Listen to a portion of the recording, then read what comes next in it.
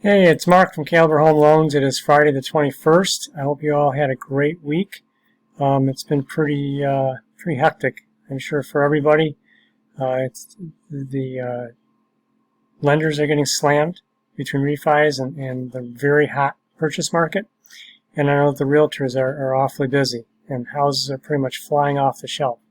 So let's go ahead and get started with today's review of the market for the past week, month, and then since March, since the pandemic hit and since the Fed started buying bonds. So let's go ahead and get started. So this is today's chart. Again, this is the bond. This is the mortgage-backed security on a 30-year bond. And the line represents the price, and the price moves in the opposite direction as the rate. So for today, the price is a hair lower than where we started out in the open. But actually from where we priced, it's pretty much consistent. So there wasn't much going on today. The variance is extremely small between where we open and where we're closing. So let's go ahead and take a look at the week. So the week, we actually pricing started out lower. And during the week, pricing got better. So again, as the pricing goes up, the rates go down. So there was a little bit of downward pressure this week on rates. So pricing got a little bit better, which means that if you're looking at a rate on Monday and the same rate on Friday, typically you either have to pay less points to get that, or you might get a little bit of a rebate, depending on your situation. But that's kind of how it works. So let's go ahead and look at the last month. So the last month, we saw a dramatic rise in the price, which pushed rates down, and then it kind of fell off the cliff.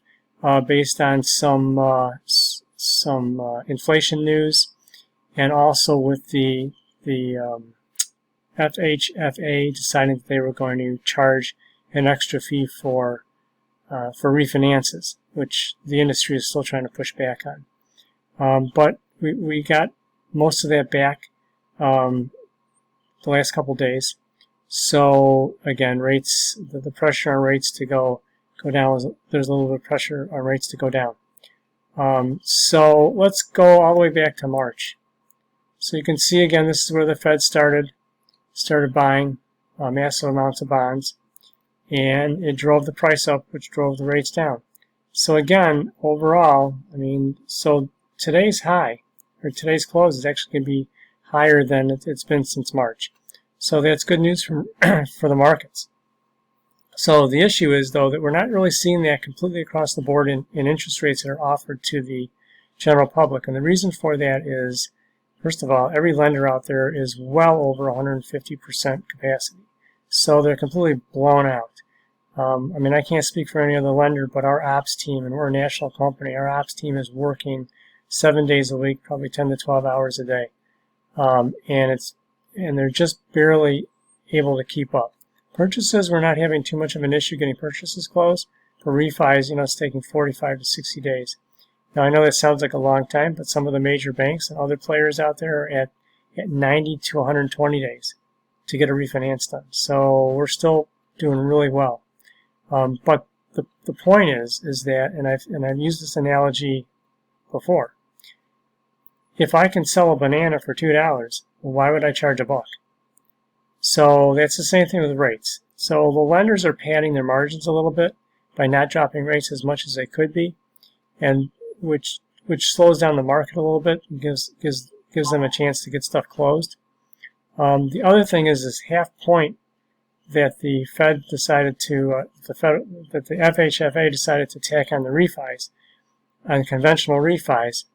For anybody that's already locked, we can't go back and charge them that half point. So the lenders have to write a check for every loan they close that gets funded as of September 1st for half a percent of that loan amount. So that's going to be a lot of money that the lenders have to pay out. So I understand the reasons why the FHFA gave. Nobody buys it. Nobody in the industry buys the reasoning. So we'll have to see if we can get them to reverse that. So that's the markets in a nutshell. So next week the employment numbers come out. There are some other numbers that may drive rates up or down. The housing starts come out on Tuesday. Housing starts have been pretty good. I mean, so housing starts have been going up fairly consistently. The leading economic indicators is coming out on Thursday. That could be a big deal. That's where the theory is where we think we're going to head to. Existing home sales aren't really much of a driver. And then new home sales on Tuesday, that could be a little bit of a driver. We know that those could be up. I mean, so as hot as the market is, we're still not where we were last year. So as far as home sales but the time on the market, because there's a lot more buyers and sellers. So the houses that are out there and that are priced even somewhat close to fair are being gobbled up. Weekly jobless claims on Thursday, that's a big deal.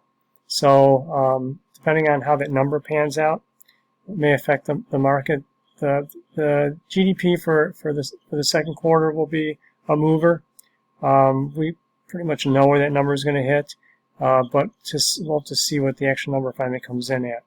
So those are the big things that come out next week. And again, normally these reports would have a much bigger effect day to day on bond pricing, but the Fed's in there spending so much money every day, millions and millions of dollars a day, to keep bonds at a certain place, a certain rate, that they're not having near the effect that they should be under normal circumstances.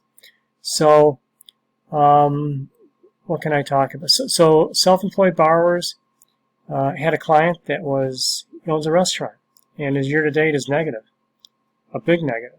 So we can't pre-approve him to buy a home. He wants to move, but he's got negative income. And it took a while to walk him through that and understand that. Now, what's going to happen next year when things hopefully get right-sized again? Not quite sure how the rules are going to play out, but self-employed people are getting hammered right now, especially if they've had a couple, 3, 4 down months. It's really affected their income, and it's going to reflect how much they qualify, if any.